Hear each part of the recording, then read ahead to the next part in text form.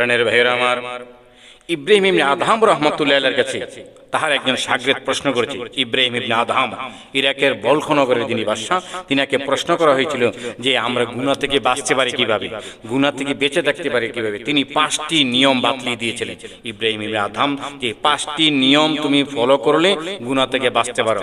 1 number, যখন তুমি গুনাহ করবে তখন মনে করবা যে আল্লাহ পাকের রিজিক খেয়ে গুনাহ করা যাবে না, তখন দেখো তুমি গুনাহ করতে পারবে না, গুনাহ করা যাবে না।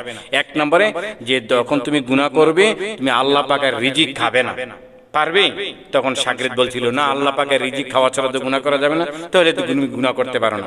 1 নম্বরে আল্লাহর রিজিক খাবে না, তাহলে গুনাহ করতে পারো। তাহলে যেহেতু আল্লাহ পাকের রিজিক খাবে, গুনাহ করা যাবে না। 2 নম্বর, শাগরেদকে তিনি সুন্দরভাবে নসিহত করেছেন যে যেখানে গুনাহ করবে যে আল্লাহর দেওয়া জায়গা যাতে না হয়, আল্লাহর জায়গা থেকে বের হয়ে তারপরে গুনাহ তুমি করবে। তো শাগরেদ বলল আল্লাহর জায়গা তো আসমান জমিন, আসমান জমিনে যাহা কিছু আছে সব কিছু তো আল্লাহর জায়গা, তাহলে আল্লাহর জায়গা ছাড়া কিভাবে গুনাহ করব?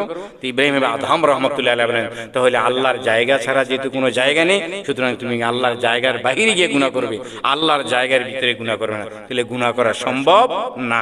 3 নম্বরে ইব্রাহিম ইবনে আদহাম রাহমাতুল্লাহ বলছেন যেই জায়গায় পাপ করবা ওই জায়গায় যাতে আল্লাহ পাক না দেখে। শাগরেদ বলে হুজুর এমন কোন পৃথিবীর কোন জায়গায় আছে যেখানে আল্লাহ দেখে না? শক্ত পাহাড়ের ভিতরে, দুর্গের ভিতরে, আসমান জমিন যেখানে হোক সব জায়গায় আল্লাহ সুবহানাহু ওয়া তাআলা দেখে। তো এমন কোন জায়গা আছে যেখানে আল্লাহ দেখেন না? কয় যেহেতু এমন কোন জায়গা পাবে না যেখানে গুনাহ করলে আল্লাহ দেখে না, সুতরাং গুনাহ করা যাবে না। শাগরেদ আশ্চর্য হয়ে গেছে। হযরত আপনার প্রশ্নের জবাবগুলো শুনে আমি আশ্চর্যান্বিত হয়েছি। ইব্রাহিম ইবনে আদহাম রাহমাতুল্লাহ আলাইহি বলেন 4 নম্বরে, তুমি যদি গুনাহ করো তুমি ওই গুনাহ করতে পারবা, তবে মালাকুল মউত আজরাইল আসলে তাকে কিছু সময়ের জন্য তওবার জন্য তুমি সুযোগ গ্রহণ করতে পারবা কিনা, যদি পারো তাহলে তুমি গুনাহ করো।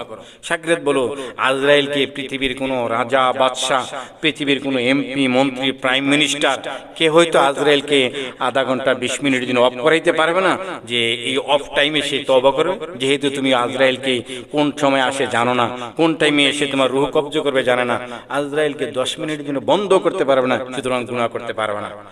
শাগরেদ আরো আশ্চর্য হয়ে যায়, হুজুর আর কোন নসিহত করবেন?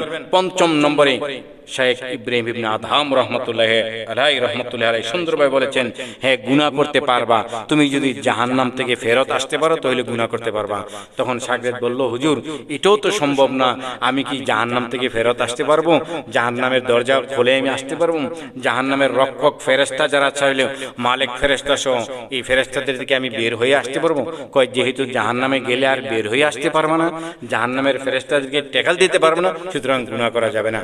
সম্মানিত ভাইয়েরা আমার, তাহলে আমরা গুনাহ করার কোনো জায়গায় নেই, গুনাহ করার কোনো এমন জায়গা নাই যে আল্লাহ পাক দেখেন না। আল্লাহর রিজিক ছাড়া গুনাহ করা যাবে না। তাহলে আসুন আমরা গুনাহ থেকে বিরত থাকি।